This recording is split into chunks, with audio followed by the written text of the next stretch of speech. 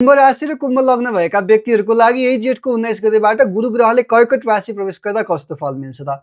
विशेष गरी हजुरहरू पनि कुम्भ राशिको र कुम्भ लग्नको हुनुहुन्छ भने द्वितीय स्थान र 11औं स्थानको मालिक हुनुभएको देवगुरु बृहस्पति छैटौं स्थानमा कर्कट राशिमा उच्च हुनुहुन्छ।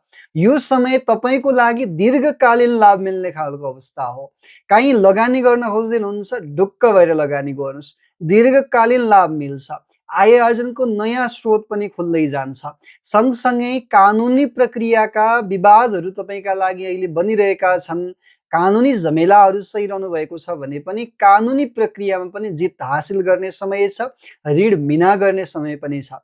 सँगसँगै तपाईँले स्वास्थ्यमा चाहिँ विचार गर्नुहोला। स्वास्थ्यसँग सम्बन्धित केही समस्या तपाईँको आउन सक्छन्। विशेष गरी स्वास्थ्यमा पेटलाई लिएर समस्याहरू पनि आउन सक्छन्। सँगसँगै यो समयमा कामका लागि थप जिम्मेवारी पनि तपाईँले वहन गर्नुपर्नेछ। धेरै जिम्मेवारी पाउने समय पनि तपाईँको लागि यो 1 वर्षको समय देखिन्छ।